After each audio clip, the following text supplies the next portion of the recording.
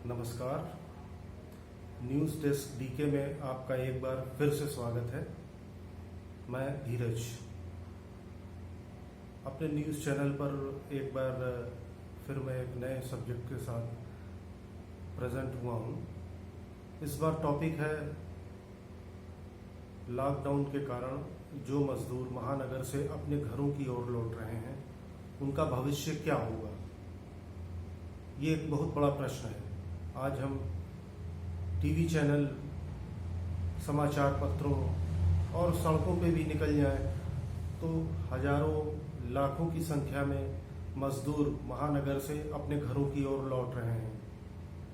आज नहीं, कल नहीं, 6 महीने, 1 साल बाद चीज़ें स्थिर होंगी। कोरोना काल के बाद हम आगे बढ़ेंगे। लेकिन बड़ा सवाल यही होगा कि क्या इन मजदूरों को फिर से वो महानगर की ओर लौटेंगे? इसका उत्तर शायद नहीं होगा। मजदूर अब बड़ी संख्या में जो लौट के पहुंचे हैं वो शायद अपने राज्य, अपने गृह नगर में ही, अपने गांवों में ही रहना पसंद करें। यानी राज्य सरकारों को इनके लिए रोजी रोटी का साधन जुटाना ही पड़ेगा। ऐसे में आगे भविष्य में साल भर बाद, 6 महीने बाद क्या स्थिति होगी, इसी पर आज का सब्जेक्ट फोकस है। अगर आप लोगों को पसंद आए तो कृपया न्यूज़ डेस्क डीके को लाइक करें और सब्सक्राइब करें, जिससे मुझे और भी वीडियोस बनाने में प्रेरणा मिले।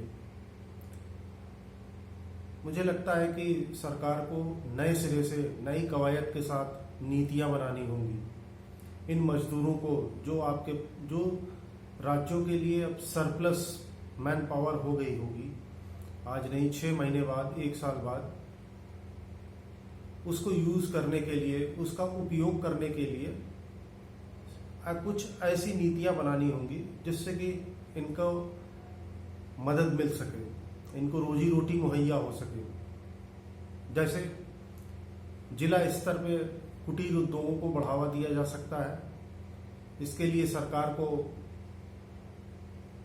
योजना बनानी चाहिए जिससे कि अधिकतर मजदूर इसमें खप सकें। इससे न केवल मजदूरों को रोजी रोटी मुहैया होगी, बल्कि सरकार को भी रेवेन्यू जनरेट करने का मौका मिलेगा। ये विशेषकर राज्यों की बात कर रहा हूं। दूसरा, सरकार को कुटीर उद्योगों को बढ़ावा देने के लिए बेहद सस्ता कर्ज मुहैया कराना होगा, जिससे कि मजदूरों को लोन के माध्यम से वो छोटा मोटा धंधा शुरू कर सकें और अर्थव्यवस्था की पहिया को एक गति मिल सके। ये राज्य सरकारों के लिए विशेष संदर्भ में मैं बोल रहा हूँ। और इसका पॉजिटिव एस्पेक्ट है, नेगेटिव एस्पेक्ट तो बहुत लोग बता रहे हैं, लेकिन इसका पॉजिटिव एस्पेक्ट ये है, यानी सरकारों को सस्ता कर्ज देना होगा। तीसरी चीज, लाल फीताशाही, इसको कम से कम रखना होगा, इस पर कड़ी नजर रखनी होगी। सस्ता कर्ज जो दिया जा रहा है मजदूरों को, वो पूरी तरह से उन तक पैसा पहुंचे, नीचे स्तर पे पैसा पहुंचे, इस पर विशेष नजर रखने की जरूरत होगी। ये जो मजदूर हैं, ये तय है कि कृषि क्षेत्र पर इसका दबाव बढ़ने जा रहा है। यानी जो स्किल्ड लेबर नहीं है वो कृषि क्षेत्र में ही अपनी सेवाएं दे सकेंगे। ऐसे में राज्य सरकारों को टेक्नोलॉजी के माध्यम से कृषि क्षेत्र में बेहतर अवसर बनाने के लिए नीतियां बनाना शुरू कर देना चाहिए। इसी के साथ साथ छोटे मोटे उद्योग धंधों को जो जिला स्तर पे भी शुरू किया जा सकता है। यानी हर जिले में जिस उद्योग धंधे की बढ़ने की चांसेस हैं उसमें मजदूरों को खपाया जा सकता है। उसके जिले में कच्चा माल हो, जिले में अगर मैन पावर है तो वहीं पे माल बन के तैयार हो, प्रोडक्शन हो और वो अलग अलग जगह जा सके। कुछ इस तरह की नीतियां बनानी ही होंगी, अन्यथा बेहद बड़ी समस्या इतने लोगों को भोजन देने की आ जाएगी और राज्य सरकार की खजानों पर बहुत बुरा असर पड़ेगा। कोरोना काल के बाद जिला स्तर पे राज्य सरकारों को विशेष ध्यान देने की जरूरत है, जिससे मजदूरों को एक रास्ता मिल सके।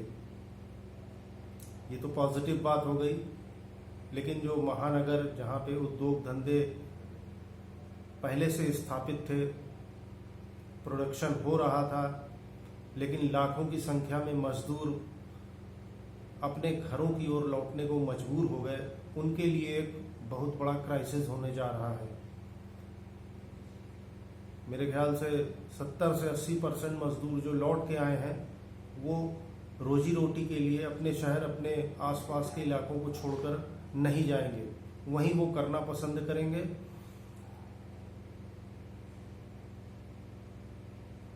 तो इस विषय पर मुझे लगा कि एक छोटा सा वीडियो बनाना चाहिए, जिससे कि जो भविष्य की संभावनाएं मुझे दिखाई दे रही हैं उस पर मैंने अपनी बात रखी। अगर मेरे YouTube news channel news desk DK में आपको ये बातें अच्छी लगें तो मुझे प्रेरित कीजिए, मुझे सब्सक्राइब कीजिए, लाइक कीजिए। धन्यवाद।